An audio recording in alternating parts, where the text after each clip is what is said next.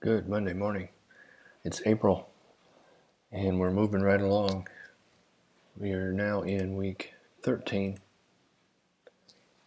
and we are going to talk about flipped classrooms today.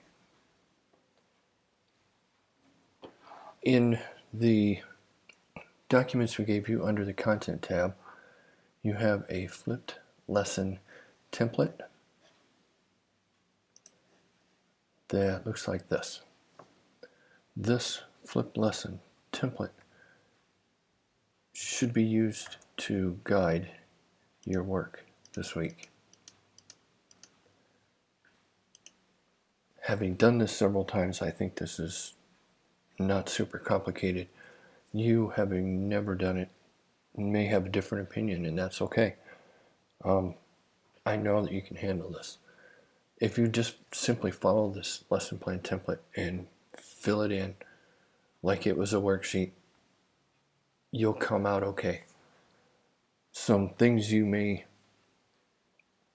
want to pay special attention to: the lesson title. Having a catchy title goes a long ways, especially with younger students.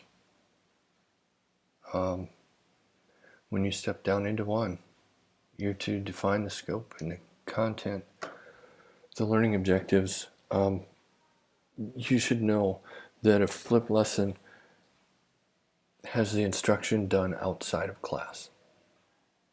Very much like what I intended for you to do last week with the screencast. Do your lecture in a flipped way. Do your lesson on a video, or like I'm doing right now, and send it home with the kids to have viewed it before they come to class. When they come to class, they'll have all the basic information that you've given them, and they'll be ready to work with it in class, where they have you there to help them. I can't tell you how many times I've had parents tell me that algebra must be different these days, because what I remember from my algebra class doesn't work with helping my freshmen with their algebra class. Well, what's truly happened is slippage. As instructors, we know that you're not going to remember everything that you learn this week or this month or this year 10 years from now. So these parents who are 15 years removed from their 9th grade year, at a minimum, sometimes 30 years, don't remember everything they need to help those kids with their algebra. So why would we have them doing the work in a place where they only have access to the parents who don't remember how to do the algebra? We should have them doing their work in a classroom where we can help them. We're the experts at that. So, flipped classroom. Instruction out of class, work in class. You do your homework in school, you do your schoolwork at home. That one doesn't exactly work, but it's pretty close. So when you go through and you fill these out, content type, learning objective, task, know that I'm not grading a lesson plan here.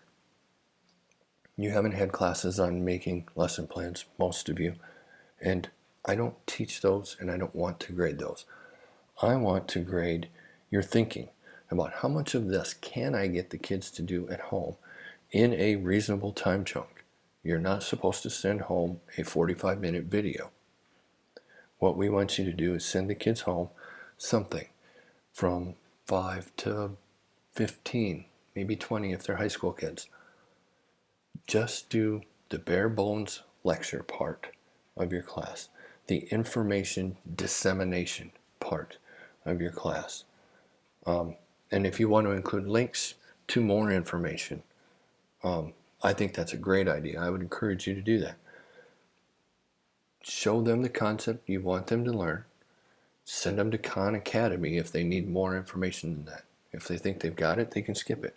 If they need more help, go to Khan Academy or some other website that you've found. Maybe it's even your website that you put together. So don't worry so much this week on making a lesson plan that's going to be graded. Worry more about making a lesson that's going to work for the student, so the student can learn from it. And so that most of the teaching part is done digitally outside of the classroom, And almost all or all of the working with the information part is done in your presence. Students gain familiarity with material. You'll see that there's some text in here that is instructional to help you understand what goes in this part. Section 3 is activities that motivate the students to prepare before class. What questions will I ask the students? Remember, these questions need to be relevant to them, to their world, if you really want to get them motivated. We all know that we get better work out of kids that care about the outcome. If they're just filling in this worksheet because my teacher said I had to, they give you much less effort than if they're trying to choose a paint color for the wall in their classroom. Step 4. This is highlighted because these are the in-class activities. These are the opportunities for your kids to work with the material that you've given them. I call it rolling around in the material. They have to get in there and get dirty. They have to work with it. They have to build something. They have to construct an argument. They have to actually do the stuff. In math class, it's super easy. This is where they do the problems. And when you get a kid that's struggling with a problem, you're right there to help them with that problem. The post-class activities are extending the learning. This would be the homework after they have done the math worksheets or the 50 problems like I had to do in algebra class. What are you going to do to extend that learning, to take it to the next level? Because we know about slippage. They're going to lose some of it. And if they slide back to where you want them in the first place, then we're in good shape. Excuse me. And then we have the evaluation and assessment. How are you going to prove? Your principal walks in and says, I hear you're doing something different from the parents. I'd like to be on your side with this. Show me that you know it's working. How do you know the students are learning from this? That's what your evaluations and your assessments are for. How can you prove that what you're doing is working? Not just for you, but for the kids as well. Timing is next on my list. You have 2 weeks to do this. This is due April 13th. You will find that there is a discussion post available for this week, but I don't intend to grade it. I don't think you need any additional assignments, any additional things on your to-do list, but I would encourage you to use it as a place to question each other, to chat with each other, help each other out, bounce ideas off of someone. I got this far and now I'm stuck. Can somebody give me an idea on how to get unstuck? And just supporting each other in general. If I, for some reason, have a brain fart and put zeros in for your discussion on this part after it's over and I go grade it, somebody just send me an email and remind me of this and I'll go back and make it right. That's already happened once. Thank you to the person that contacted me on that. And last Saturday, I went to Ed Camp in Brookings, and there was a lot of people talking about flipping their classroom. I went to a session where there was lots of talk about elementary teachers sending home reading, doing research, questioning parents or grandparents, gathering data. One teacher talked about how she had the kids count how many cans of soup there were and whether they were single serving cans or family size cans and what type of soup. And they all brought that information back. And then during class, they created bar graphs based on the data from their own home. And she said in past classes, she's used different kinds of snacks, chips and crackers and cookies and things. And once she used books and magazines that were in the house. She said, be careful with that. Some people don't have very many books and magazines in their house. Make sure you're not hurting anyone's feelings with that. On the subject of timing, next week is blogging, and we all know that the Charlotte Danielson model is being used to evaluate teachers in the field. So having a blog, having proof of what you're doing. Having all kinds of data is a big thing with Charlotte Danielson. So your blogs can be used as part of that data to show that you're doing a little research to augment your practice, that you're being reflective and thinking about your practice. Looking forwards to week 15 and 16, we are probably entering the most challenging part of this course with blogging and building a web page.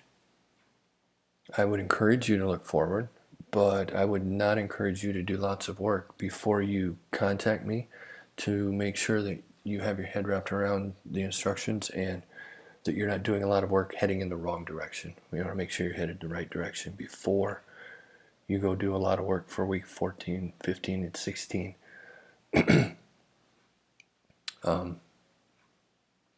If you need more direction on this lesson, I realize that I'm not a very verbal person. I'm a logical and linear thinker.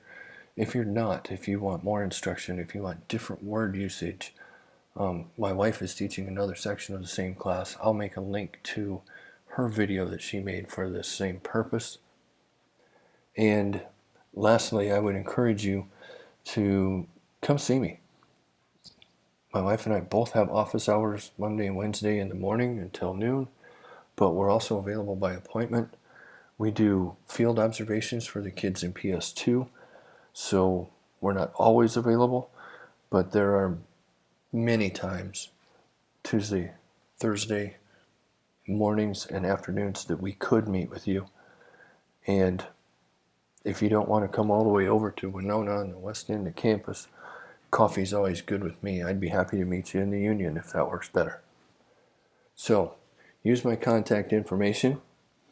Look forward a little bit. Have fun putting together a lesson, a flipped lesson, and let me know if you're struggling. Have a good week.